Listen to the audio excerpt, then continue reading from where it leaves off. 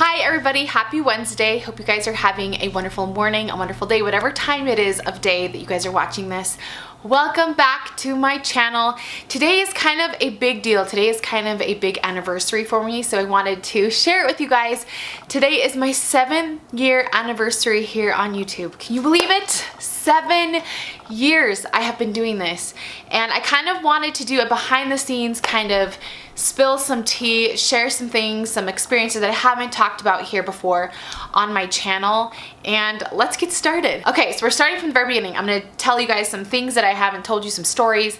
I'm gonna share with you guys things that I have learned and people that I've met and people that I've worked with. I wanted to share some really cool experiences with you. So to start off, let's start off first of all, like why I even started. So it was May 23rd, 2011 when I uploaded my first video, and it's a horrible video. The lighting, the camera, everything is just bad. And I was really nervous. I didn't really feel comfortable talking to the camera yet in this format. And Will was taking a nap. He was my only baby at the time. He was, let's see, he was 7 months old, I believe, 6 or 7 months old. And that's my first video. I'll link it down below because I think it's funny, just to see how far we've come. But at that time, we were living in Brad's grandpa's basement, who has since passed, and he was so sweet to let us live there. And at that time, we were making a little over $20,000 a year, so we were super, super poor, and we didn't have money for TV or cable or anything, so I was always on YouTube. And I wanted to do my own channel because I had done broadcast journalism before, and I thought, hey, I already know how to edit, use iMovie, use cameras and stuff like that. But YouTube was still evolving, and everything on YouTube was just makeup or beauty related or like funny videos that you would tag your friends in. And there was literally no mommy content. There were no mommy vloggers. That was not a thing yet. And I thought, ding! Oh my gosh, I could do a channel about mommy stuff. There is no mommy stuff at all. So I did a video about like top 5 or 10 mommy products that you should have, and literally there was nothing like that out there. And before you knew it, I mean, YouTube was so different back then. It wasn't half as saturated as it is now, but there's a small group of us that were linking, and a lot of them, you know, I'm still friends with today. Amanda Muse, Mommy Tips by Cole, Jeannie with A Little About a Lot. There was a lot of us that were all trying to start this thing of like mommy stuff, because most people on YouTube were like really young back then. So I have known a lot of them since back then, and it's been so crazy to just see how much everything has changed since 2011. So some juicy stories and some lessons that I have learned. What could I say? Oh, here's a juicy story. So a few years ago, I was contacted, it was back in 2014, I was contacted by ABC, and they interviewed me because they needed a new host for The View talk show. And so we did an online like Skype interview, and they wanted a conservative Latina woman. And that's why they contacted me, because they thought I was a conservative Latina woman. So as we started talking in our interview, they realized I was too young for what they were going for. And obviously I wasn't Latina because I'm half Asian, as you guys know. And it's interesting because I'm conservative in some things, but I'm liberal in other things. And so I just wasn't what they were looking for. But I went to ABC and I interviewed with them and everything, and it just wasn't the right fit, obviously because of my age. But isn't that so crazy to think they were considering me for The View? I was honestly like kind of scared because I didn't want that lifestyle. Like, I just wanted to be a normal mom. I didn't want to be a full-time working mom that never got to see our kids, and it like scared the crap out of me to think that I would get chewed out by like Whoopi Goldberg and like Rosie O'Donnell. You know what I mean? That sounded really scary to me. Okay, another crazy story that happened to me was when I moved into this house. And I think I had maybe been here not even a year, but I kind of had a stalker. Well, not kind of. I had a stalker who was threatening me, who was threatening my family, and she was putting my address out everywhere, my floor plan. She was just doing everything she could to intimidate me and to scare me. And I know exactly who she is. I know where she lives, and I did my research on her. And so once I found out who she was, it really hurt me because she was another mom. She didn't live here in Utah, thankfully, so she couldn't like come up to my house. But it was very, very scary. And that is why I don't like to do daily vlogging. That is why I don't do like house tours, because people can be crazy and people can be very unkind, and people, you know, can do some crazy things. So that's why I don't daily vlog. I don't want everybody knowing every detail of my life, of my kids' lives. I've heard, you know, crazy stories of like kids at school getting, you know, in trouble because their family's on YouTube. I just don't want to deal with that. And so I think a lot of it is just like, my channel doesn't grow in a lot of ways because I'm not willing to expose my family in that way. And it's totally fine that some people feel comfortable doing that, but for me, I just don't feel comfortable doing that. So another thing with YouTube that has honestly, I'm just being real here, has been frustrating is my growth. And I know numbers aren't everything, obviously, but I've been doing this for 7 years, and there was this channel that popped up on my recommended for you page a couple years back, and this girl had taken my videos and literally copied them like verbatim. So it wasn't my video, but she took my video titles and she took like what I did in my videos and copied it and did it herself. And she was huge on YouTube. Like, she has hundreds of thousands of views and followers. And it was very, very frustrating to me that she stole my ideas and passed them off as her own and is really successful. And that's kind of the annoying thing with YouTube sometimes. It's like, it doesn't matter how long you've been doing it, because sometimes people will go viral, which has never been something I have wanted to do, because I wanted my content to be consistent. I didn't want to just put out a video just to get millions of views. Do you know what I'm saying? Another interesting story, this is a few years back as well. I was contacted by a company and they wanted me to do a video for them. And so I did this crazy outline for them, and they came back to me and told me their numbers of like what they wanted to pay me for the video. And they wanted to pay me $20,000 for a video, for one video, you guys. $20,000. And I wasn't even big back then, but it was going to be like a big campaign for this company. And I can't say obviously who it was or anything. And last minute, they retracted the deal, even though we had like signed a contract and everything. And I was heartbroken. $20,000 would have changed our lives, especially at that stage of our lives. And then they came back a few weeks later and said, okay, the person that we chose, we actually aren't going to use. So we use you instead? So we're gonna, you know, put the deal back on. So I was like, yes. And so I sent an updated outline and everything, and then I never heard from them again. And that was that. And this is like a huge, huge company, and I wish I could tell you guys who it is, but it broke my heart. I was so depressed because, like I said, that $20,000 would have been huge for us, huge for anyone. And that just kind of shows you how YouTube goes sometimes. And that's what's frustrating sometimes about YouTube too, is people don't take you seriously because they think, oh, you're just like a mom, or you're not a professional. And that happens with me sometimes too when I'm negotiating video deals for like sponsorships and stuff. They'll say, oh, here, this is how much we're gonna pay you. And I'm like, no, that's not okay. My time is more valuable than just $100. It takes a lot of time and effort, and I have an audience that I have built. And so I know people get really frustrated with sponsored videos and everything, but that's how I make my living. And I hope you guys know how many companies and products I turn down because I simply don't like them. And I simply want to just show you guys what I believe to be a good product that I can share with you. And that's, you know, something I've learned along the way.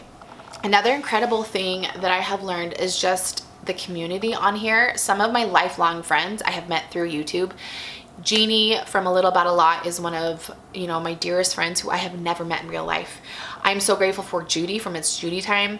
I'm grateful for like Ellie Minkum and Bonnie, her sister. We have met and contacted each other, and I never knew that I could know people but not know them in real life. Do you know what I mean?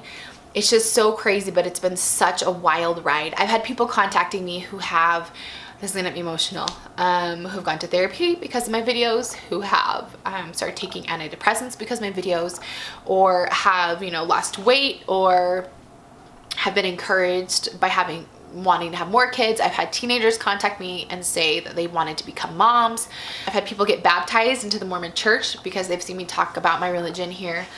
The last 7 years has been such a wild ride, and I cannot tell you how many times I have wanted to quit YouTube for a lot of reasons. You know, after that company turned me down, after the $20,000, it was just like, so I'm nothing to you? Like, I just don't mean anything? Or, you know, the stalker who was harassing me in the middle of the night through different social media accounts and just telling me how horrible of a person I am. And you know, another story, I'm telling you like some bad stories, but I'm going to end with good stories.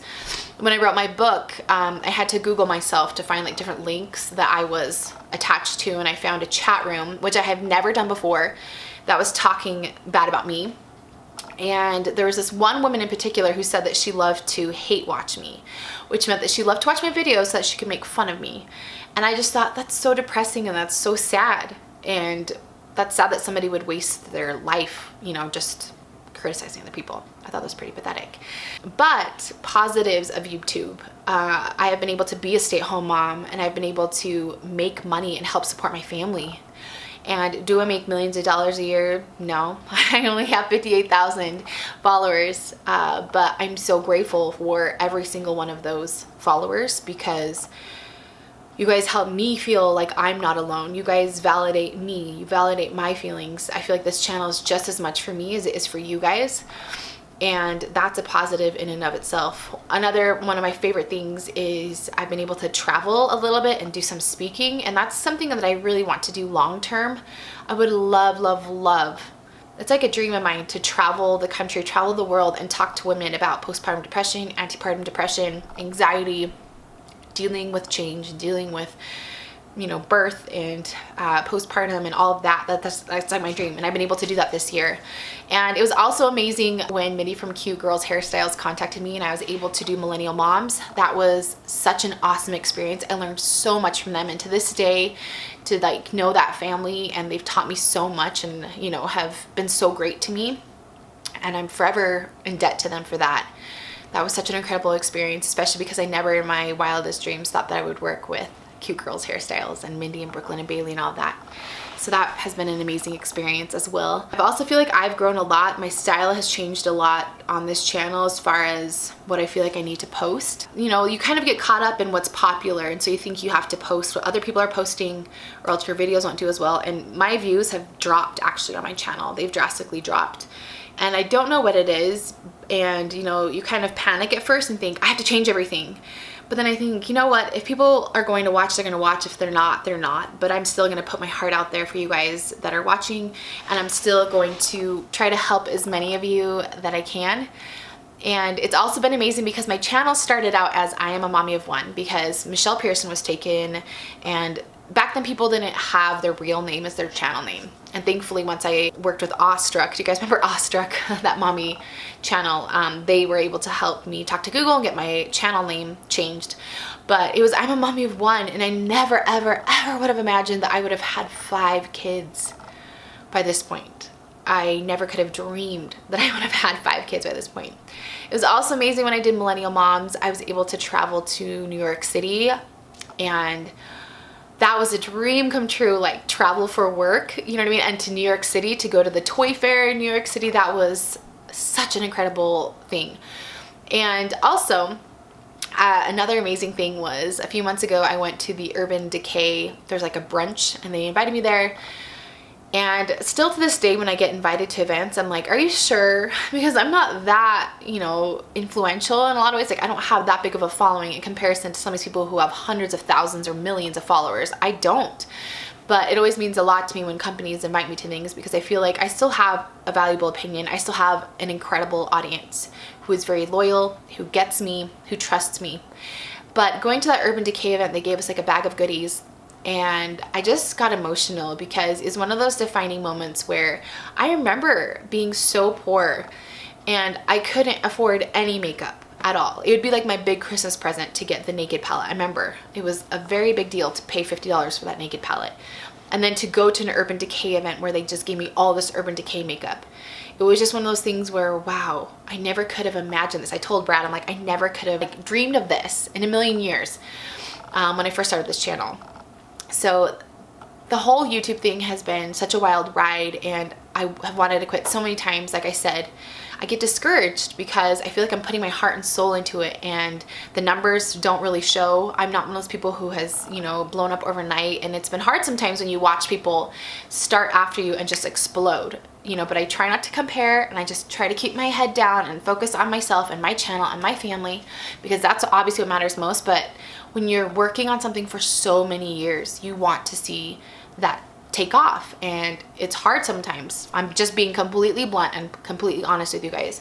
It's hard sometimes. It's also been interesting too, because over the years you meet people and you see, I feel like 9 times out of 10 people are super nice, but then there's some people that you can tell they're like, I'm better than you. I don't really need to talk to you. You know, that's definitely happened to me too at different events or whatever. But that's it. I just wanted to share some memories and spill some tea and share some stories that I've never shared before. But I'm